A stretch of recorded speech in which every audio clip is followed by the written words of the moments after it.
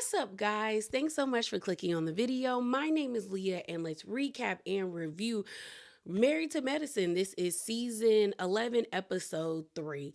And for the Sweet Tea and Gregory lovers, y'all might not like what I got to say, but I'm going to say it because, like I always say at the end of my channel, remember to be bravely authentic. And I'm going to give you my authentic opinion. So let's get into the video.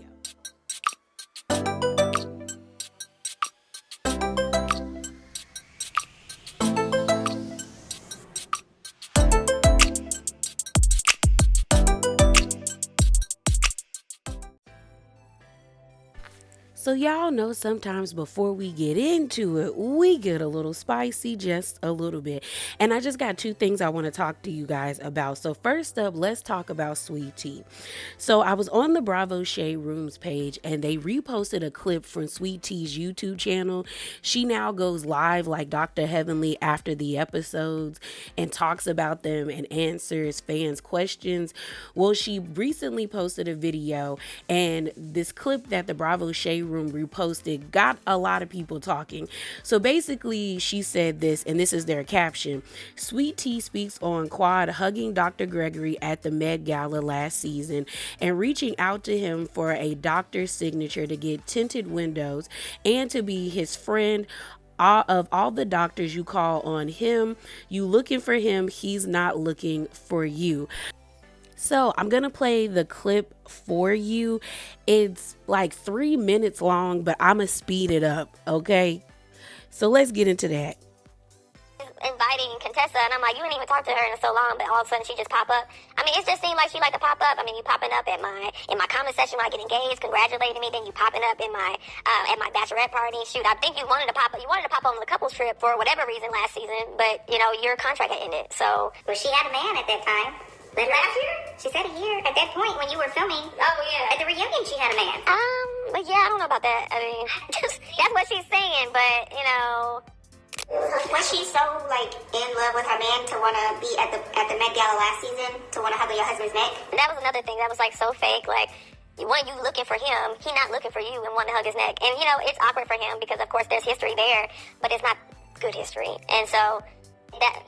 It didn't end well, and of course you feel some type of way about something. Like, but for you to be looking for someone, asking for a hug, it does not add up. Because anything, like, when I look at it, his ex-wife, because I don't even like saying her name, his ex-wife, I mean, like, when you look at it, you check it for me, you in my comment section, and then you over here trying to hug my husband's neck, you want to be around, you popping up at places that you weren't invited to.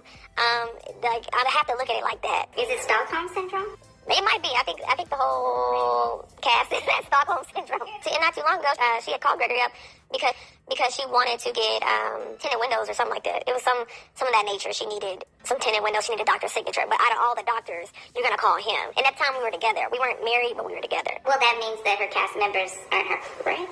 Because that's a whole cast of doctors. Exactly. Why not ask them to do it? But you decided to ask your ex-husband. And she also asked to be his friend. So it's just like... Did he sign it? No. He said no. And she felt some type of way. She got upset about it because they didn't show it. We had an argument at the reunion. Me and Quad did. And the argument was she was saying that I built this, I did that, and all that. If you built it, you would have got a piece of it. You would have got something out of it if you built it. I said that you went on and he was asking for favors and all that. And she's like, I did that so you can have something because he met up with her to refinance on the house. And so it was something of that nature. He had to refinance the house and get her name off the deed. And so she had to sign it. And so she thought she was flexing on me, talking about, well, I did that so you can have something. Girl, it never was yours. It was, that's all I yelled. It was court ordered. Well, I guess you guys did a barter situation. She was giving you something and then you coming on the show, let Heavenly tell it, was giving her something. A check. Yeah, I guess, you both helped each other. In a way, but, like, I had told her, I'm not trying to get into it with you. Like, this is not what we need to do. Because what I'm not going to have and allow is for you to try to taunt him. I'm not... So here's the thing. For Sweet Tea to act like anybody wants her Metamucil daddy is crazy to me, girl. Like, has Quad done some things where I'm like, girl, that's weird? Yeah. You know, hugging him at the Met Gala, I wouldn't have done that if I was her, but I feel like she was trying to make it seem like, hey, I don't got no beef. I'm cool with y'all being here. We're moving forward. On top of, her also revealing that Quad reached out to Gregory to sign off on her getting tinted windows. I think Quad did that because Gregory has done favors for Quad in the past, because I don't see Quad just randomly reaching out to Gregory for help when she hasn't done that before. And I think he only stopped doing that because you were in the picture. To then be like, oh, she's always around. She was at my bachelorette party. A bachelorette party which you welcomed her and was smiling in her face. On top of, girl, we're filming a reality show. So yeah, she was gonna be there. Just like you tried to kick Heavenly out of your wedding, and production said, no, girl, she filming. She gonna be at this wedding because we're partially paying for this and we're filming it. So deal with it. And you dealt with it. And then to say that they have Stockholm Syndrome is also crazy to me, because you just got here like 3 minutes ago. Quad has been a part of this show since season 1. This is her show. Just like it's Jackie's show, just like it's Simone's show. Like, I think Heavenly came around season 3, I'm guessing, but she was there on season 1 because we saw her when Mariah and Toya got into the fight at the party. So like, everybody else, this is Toya's show. Everyone else has been on this show since its inception. So yeah, Quad gonna always be around. And you chose to be a part of this show, so deal with it. But to act like somebody is pressed over your husband is wild to me, when you did one of the most thirstiest impressed things I have ever seen, which is slide into a man's DM who is 24 years older than you and say, I can give you what you need, with a kiss emoji and a pregnant emoji. Girl, you're lame. Like, let's call a thing. And I feel like Sweet Tea is posturing right now, because I think when we see that fight, or that situation between Gregory and King, he gonna make her look like a fool. But let's move on to Heavenly. So the next thing, like I said, is Dr. Heavenly. So Heavenly was on her YouTube channel, and y'all already know, go check out Heavenly's YouTube channel, where Dr. Heavenly basically revealed that the ladies held a meeting to get Quad off the show. And she had basically said, without me and Quad, there is no show. So let me play that clip. Off the show. That was my understanding of it. They had a whole meeting about it. I will let a charge to put Quad off the show. That was my understanding of it. And they had a whole meeting about it. They called production saying, this person was going to do all that, this, that, and the other thing. This is before the new opportunities arrived, right? So they led the charge. The people told me, Jackie told me, okay, that they had a meeting, but they excluded me from the meeting because they thought I would tell Quad, right? I be talking too much and I don't need to be on live, but I'm going to just say this and take it back. Jackie told me, and I called people and I said, no, we're not doing this with Quad. I will film with her. Fuck it. Y'all saying y'all don't deal with Quad, this, that, and other. I will deal with Quad and I will film with her because I love Quad. And my whole thought process was, Simone, everybody else, people, if they get rid of Quad, what the fuck else they gonna come at next? But my thought process is this too, and y'all can say it and take it back. Without me and Quad, there's no fucking show. I'm just saying that, and the people ain't gonna like me saying it, but I really do feel like that. What mess would y'all have? What situations would y'all have without Quad this season and without Dr. Heaven? Now, you could say the little Lipton, but Lipton can't spill her tea without the people around her. So, I mean... So here's my thing. I don't know how much of this I believe. Like, on one hand, I could see it happening. We know what happened between the ladies and Mariah, but that was like an effort with the cast and production that wanted Mariah out. So I could see them having those types of meetings. I also can agree with Heavenly being like, if you kick one person out, then they're going to start kicking us all out. So I get that. But then I remember seeing, I think it was in like the Jasmine brand, but I think Sweet Tea said something like, that's not true. And then I think Toya also said something to that effect, like where was I? But I couldn't find their comments. Honestly, I don't know. I feel like what people have always said about Heavenly this season is coming more true, where it's like she shifts and shapes her opinion based on how the fans feel about a situation. And low key, that's why I like Simone. I feel like a lot of people don't like Simone because Simone won't do what the viewers want her to do. Like, is she stubborn? Can she be bullheaded? Can she be mean? Yes, but like she doesn't allow the fans to make her shift and switch her opinions. And I feel like Heavenly does that because I'm like, girl, where was all of this last season?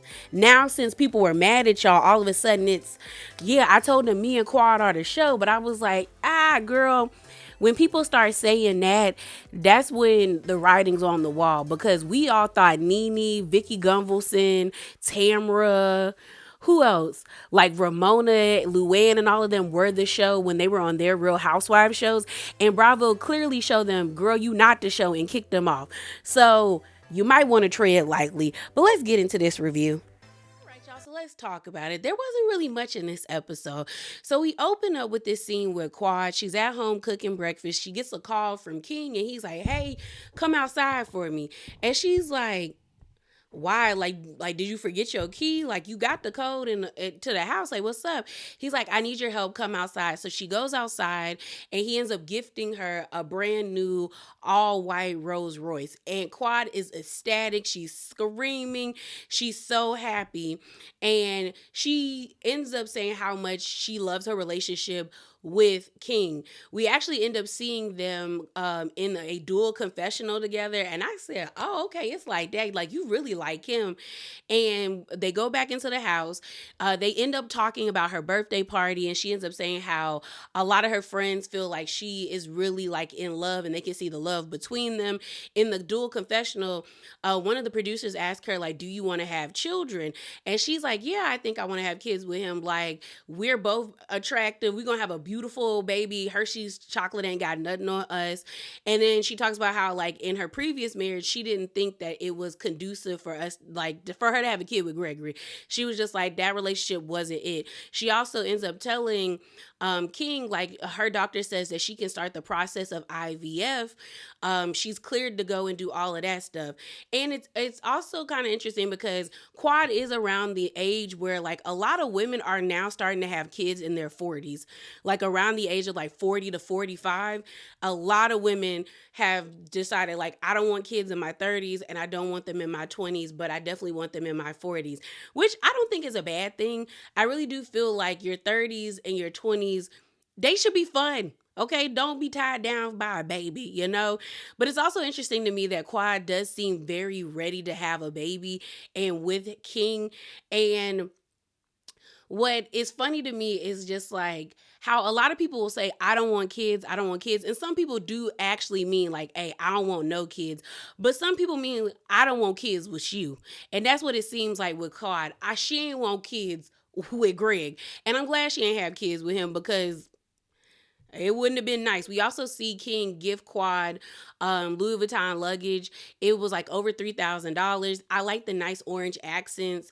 You know, King was poking fun at, like, you know, them always going to Paris and her luggage looking kind of beat up and tattered.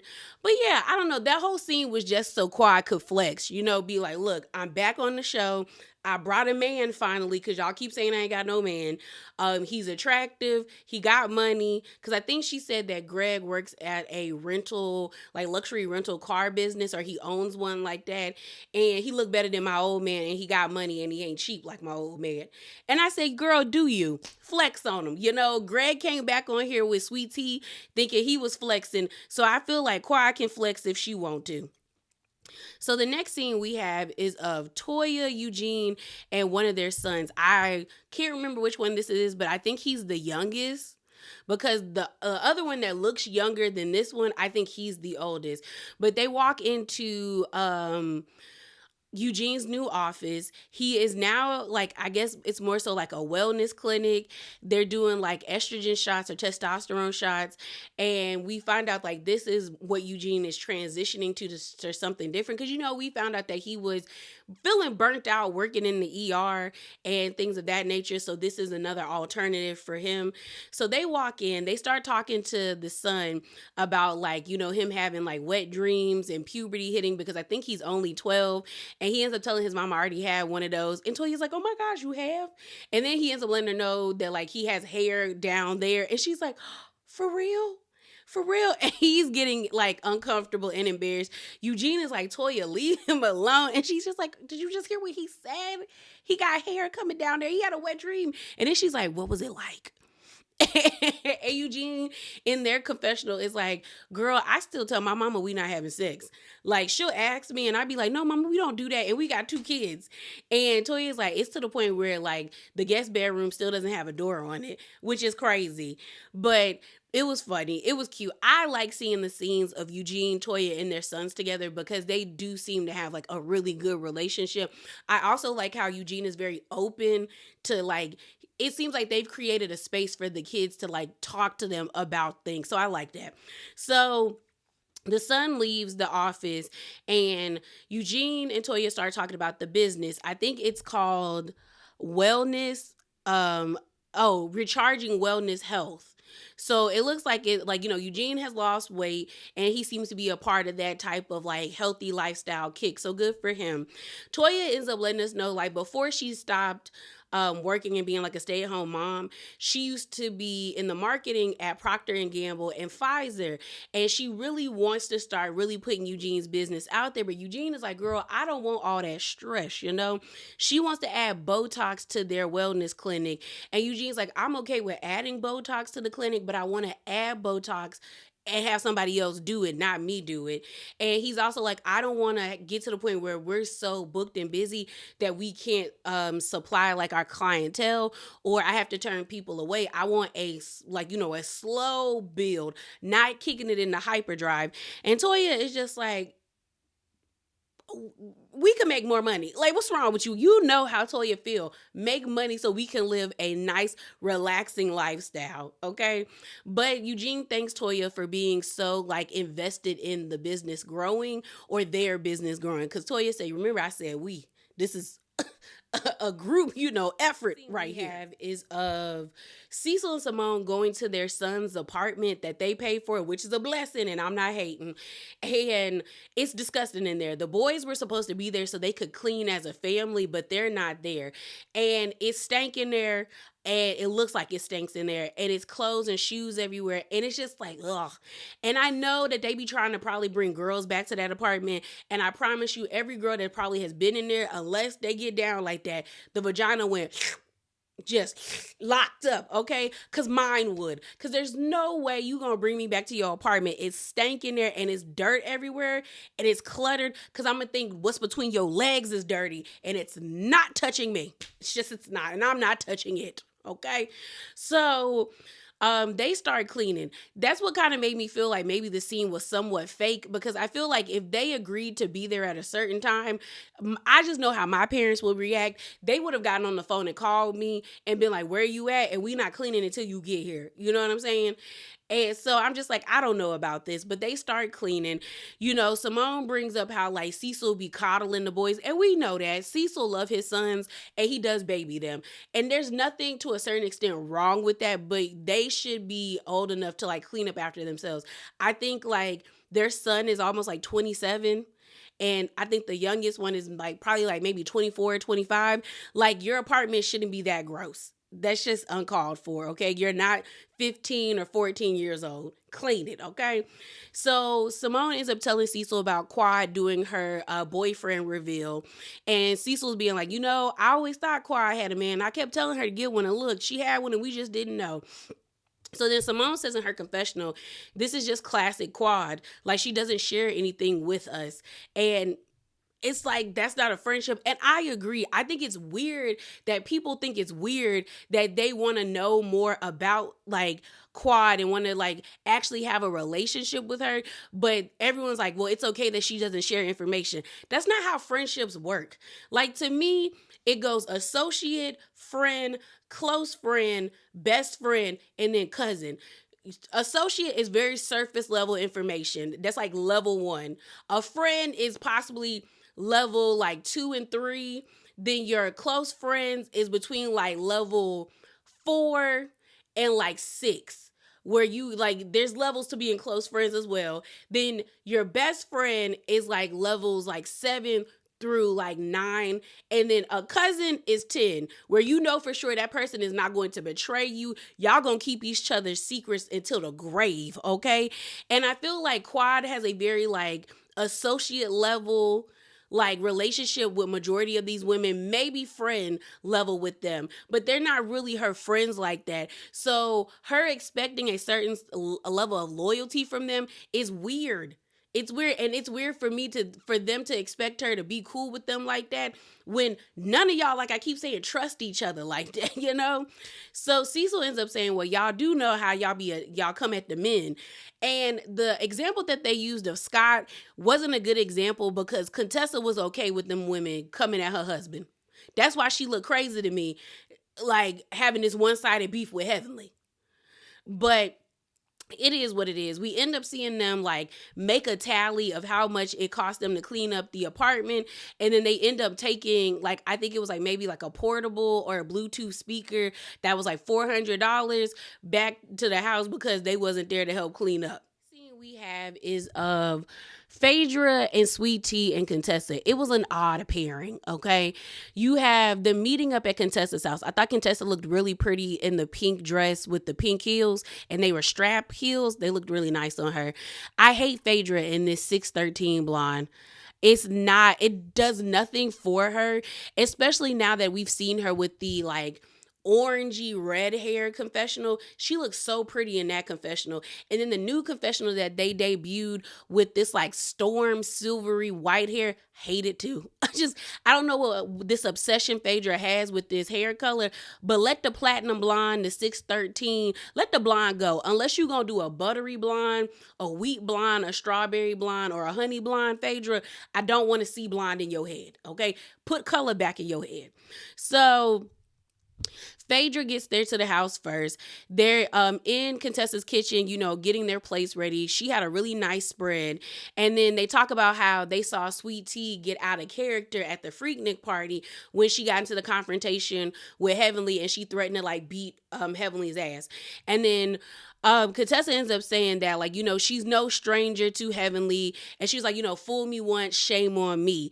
And it's weird to me because I feel like Contessa is in a one-sided beef. And for you to come back to this show and your main storyline is just to beef with Heavenly is weird to me, bro.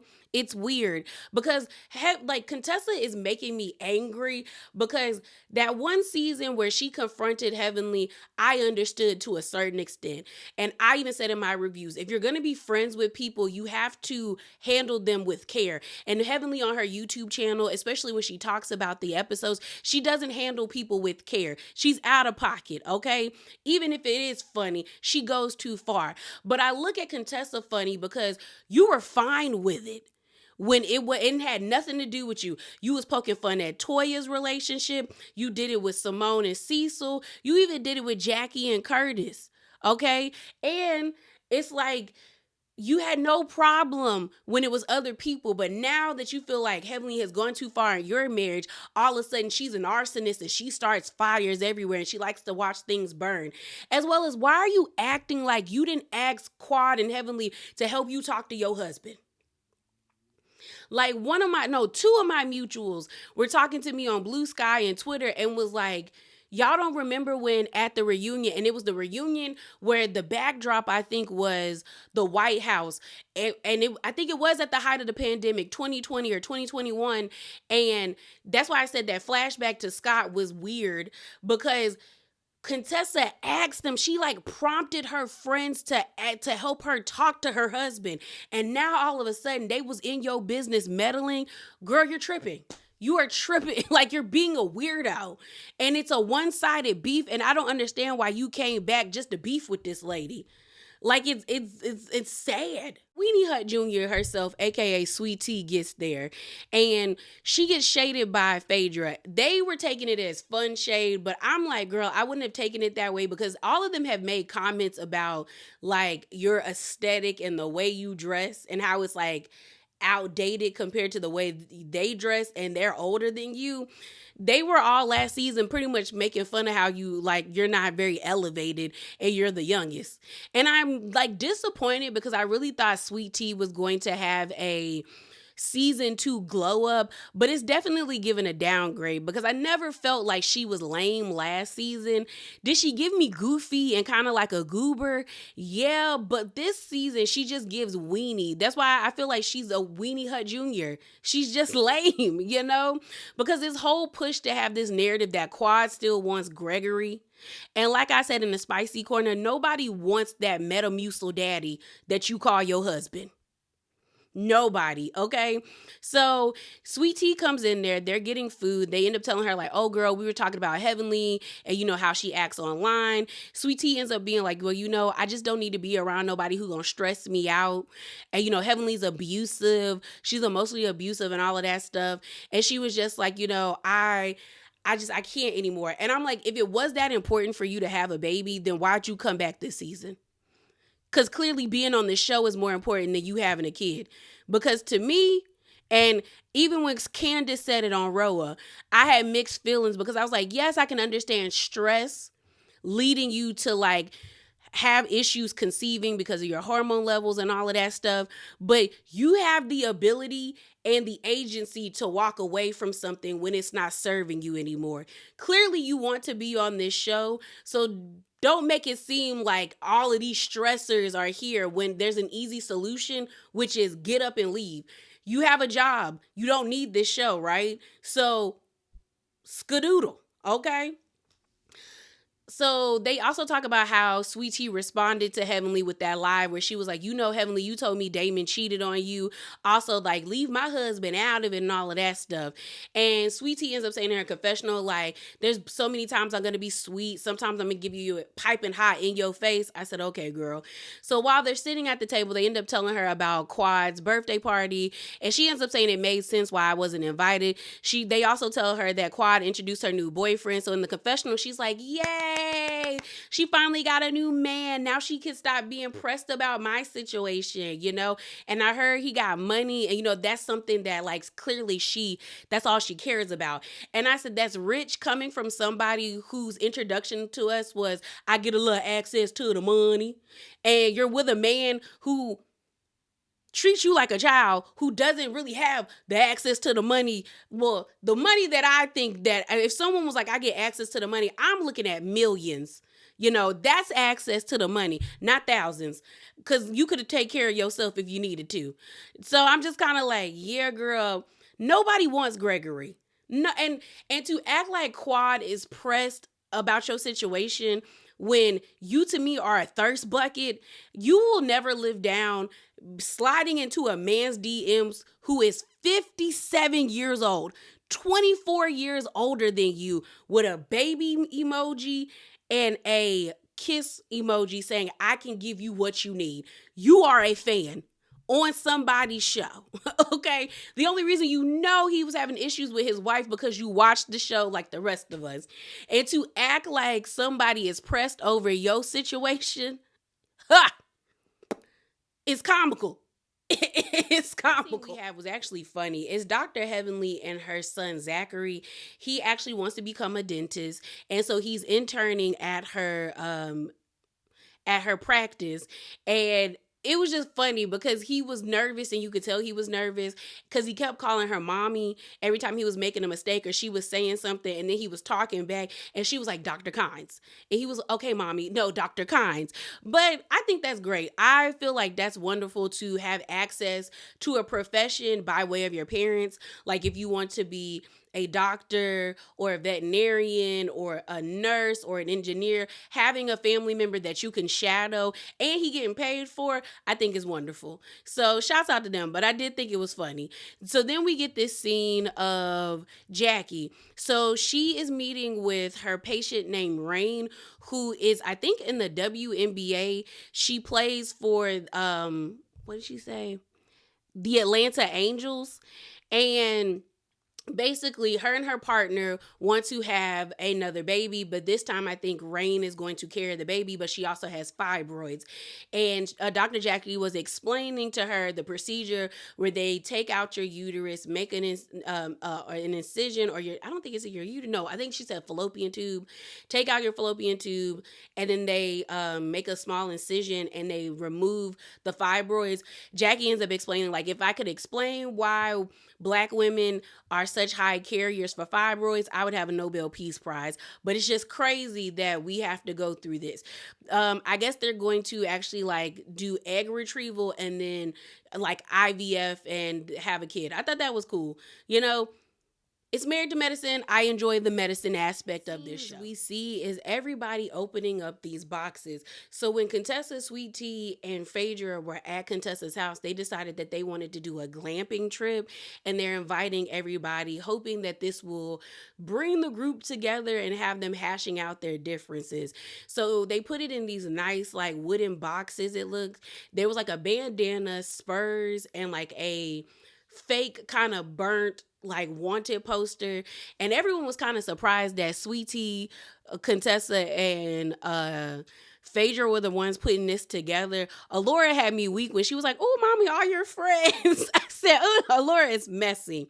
So I'm with Toya. She was like, "There's not gonna be any peace on this trip," and she was just like, "You got Contessa and Heavenly having issues, then Simone and Quad having issues, then Heavenly and Sweet Tea having issues, and Sweet Tea and Quad having issues." She was like, "We gonna be putting fires out left and right." So we go to Simone's house, and Cecil's like, "Do you think this would be the opportunity for you and Quad to finally have a conversation?" And Simone was like, "Yeah, it can either go really well or it could go really left." And Cecil's like, "Why would it go left?" Because she's like, "I know I owe Quad an apology for what I said at the reunion." Now, I told y'all, I didn't think she does, because I was like, she made a point, even like the point was made, and I get it. But if she feels inclined to give her an apology, cool, you do you. But she was like, "But I'm hearing through the grapevine that Quad wants me to apologize for what happened in Napa." And she was like, "I'm not apologizing for that." And I feel her on that part, because it's like, why are we acting like that wasn't a group effort? That like they all didn't sit down and say like it was time for Quad to go. And I think that's what has Simone even more mad, is that like Heavenly and Jackie apologized for what happened in Napa so quickly. And she's like, "I don't really feel bad for what happened in Napa. Like, we made a group consensus that we was tired of you and it was time for you to go." And I agreed with that. Now, what I said at the reunion, I'm wrong for that. I apologize for that, but I'm not apologizing for Napa.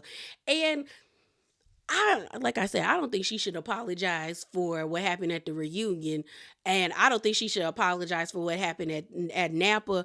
But if we're gonna be honest, I get why people think she should apologize for what happened at the reunion, because she brought up a very sensitive and personal thing with the tragedy that happened at Quad's house. But what happened in Napa, I feel like, girl, they was ready for you to go. They didn't want you on the trip. I wouldn't apologize for that if that's how I really felt. Like, I didn't want you on the trip, and I'm not sorry you got kicked off the trip. You know? And Simone says in her confessional that Quad just wants to be around people that's not going to call her out on her stuff. And I slightly agree with that, you know? But hopefully when they're, I don't know, because when they did the what to be like to expect on that trip, Quad was like, "I bled for this." And Toya said, "You bled?" I think that might be because of what happened in Napa. So I don't know if they're going to be able to make amends.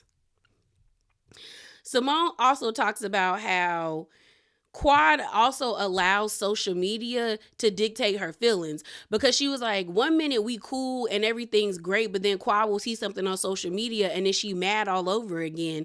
And I can't do it. And I don't think that's wrong. I think it's weird that people think that's wrong, that like you could be cool with your friend and then they see something on social media that like y'all are far past, and then all of a sudden they mad again. Yeah, I wouldn't keep apologizing to you. I'm just not gonna keep doing that. Okay. And but then Cecil threw it in her face that a wise woman once said apologies are for you, not for anybody else.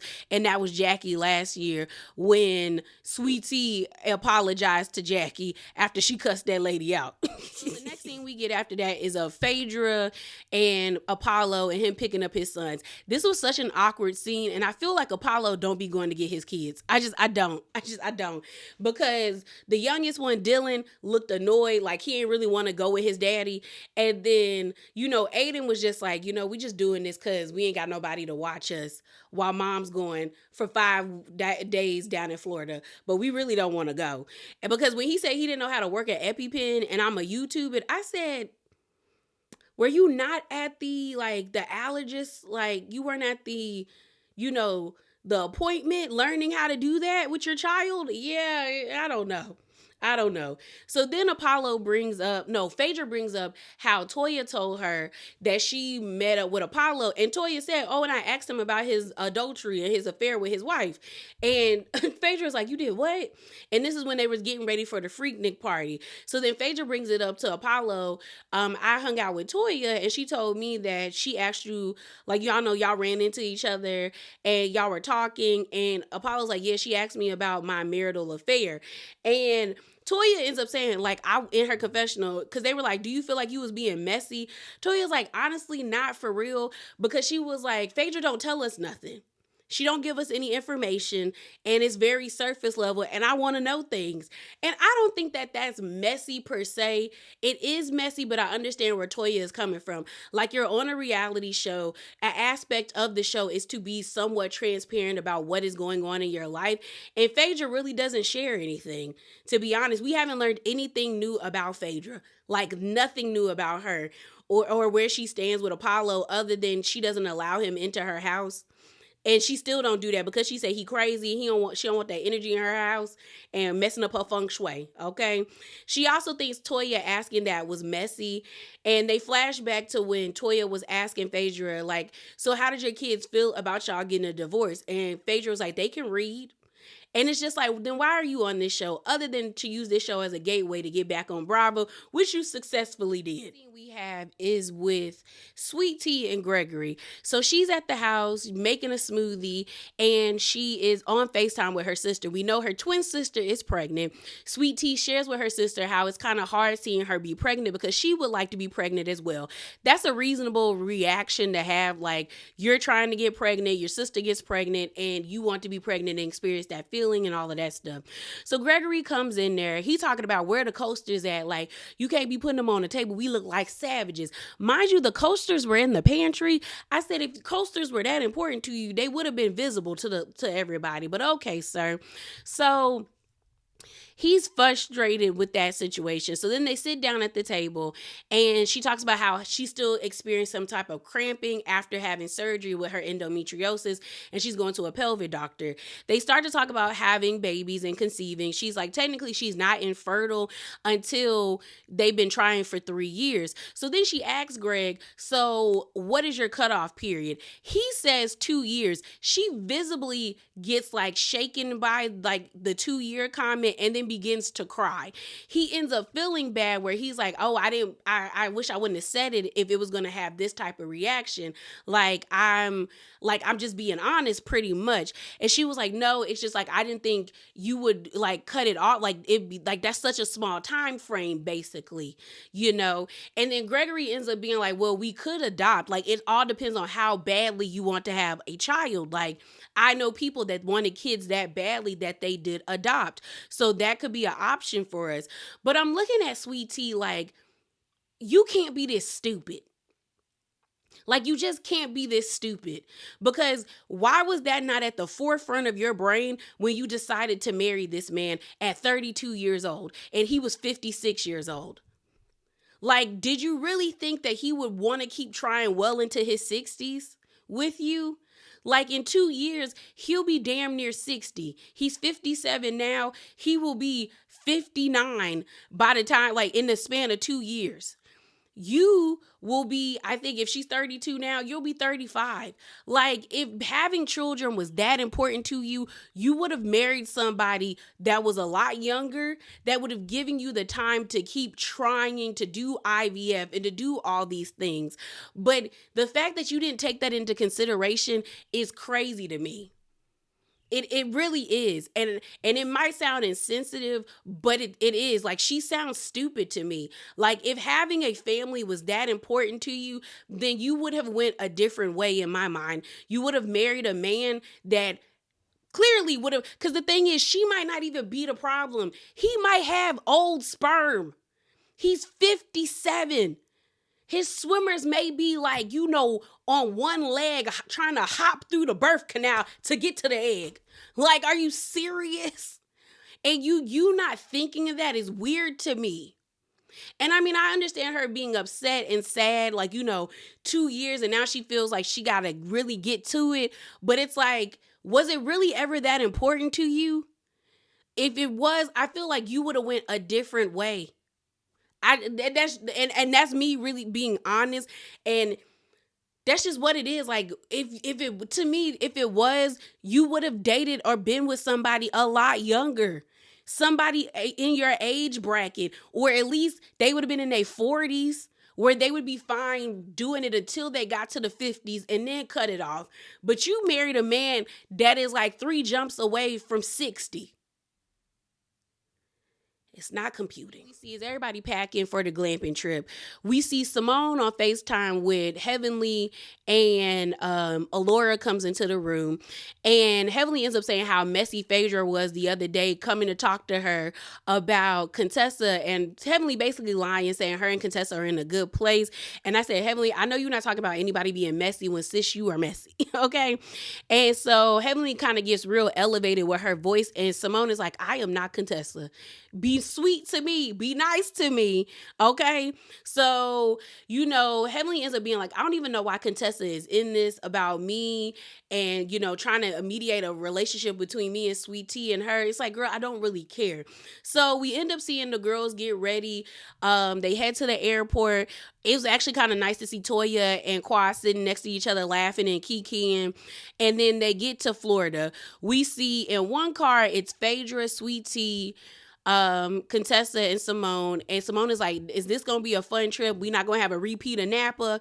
And Phaedra's like, no, it's gonna be very healing, very, everything's gonna be great. Then in the other car is the rest of the ladies, and you see Dr. Jackie praying that they have a good time. As she's praying, you see Sweet Tea and Heavenly getting into it. You then see Qua talking about she bled for this, Then you see Contessa saying the most abusive relationship she's ever been in has been with Heavenly, and then threatening to beat Heavenly's ass, and Heavenly saying, girl, F you. I said, oh, this trip about to be hell. And the way Toya's face was just like this at the table, like, Lord. I said, yeah, girl. This trip is about to be a chaotic mess, and I'm here for it. So that is it. That is all. And as always, remember to be bravely authentic. Definitely hop down in the comments below and share your thoughts, as well as subscribe if you like what you heard, and give me a thumbs up if you like what you heard. And I'm out, y'all. Deuces.